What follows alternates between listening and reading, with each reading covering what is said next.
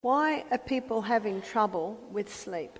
Well, Proverbs 14 verse 6 says, knowledge is easy to him that understands. So what my aim is to give you an understanding of sleep. I want to show you what happens when you sleep. And when you understand what happens when you sleep, you begin to have a knowledge on the important times to sleep and why. There's a little tiny gland in the base of the brain, and it's called the pineal gland. And the pineal gland is about the size of maybe a macadamia nut, and it's right in the base of your brain. And the pineal gland releases 4 hormones every night, but only in certain hours. In the winter time, it's between 9 and 2. And I think your summertime ends end of October, is that right? We call it daylight saving. So in Australia, I think daylight saving's just about begun, and that when daylight saving, so at the moment you're still on summertime, yeah?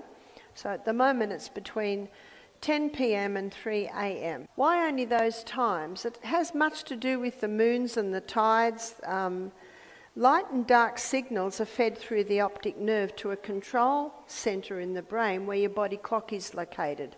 And your body clock communicates with the pineal gland. And these are the hormones that are released. One is melatonin. A lot of people have heard of melatonin. Some people that don't sleep very well take melatonin. Well, we naturally release melatonin in that time, and it's called the fix and rejuvenate nighttime hormone. So it is this hormone that probably is mostly responsible for the fix and rejuvenation that's happening in our brain and our body while we sleep. Another hormone is serotonin. That's the mood hormone.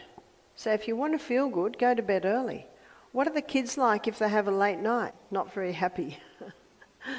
Either are the adults. Another hormone that's released in these hours from the pineal gland is arginine vasotocin. Those kids are having a ball out there somewhere, yeah?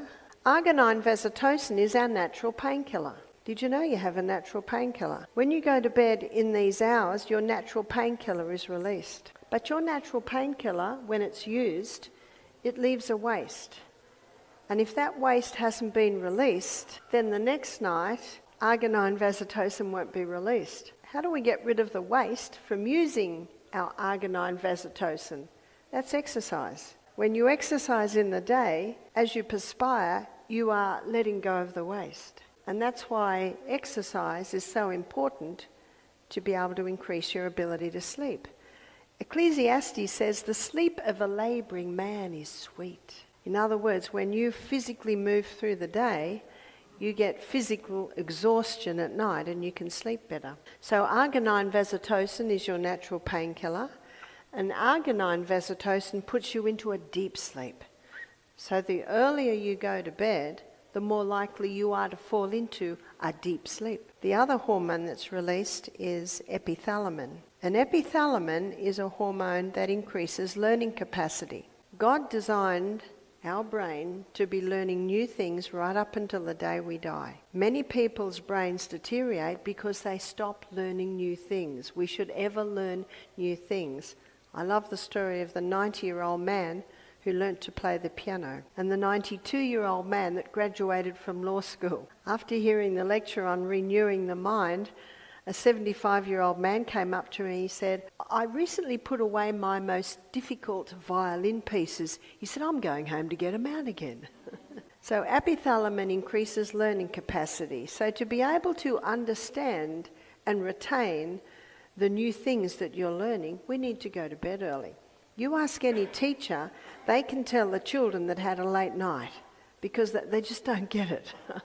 They don't retain. And epithalamin slows down aging. Everyone over the age of 25 likes that one.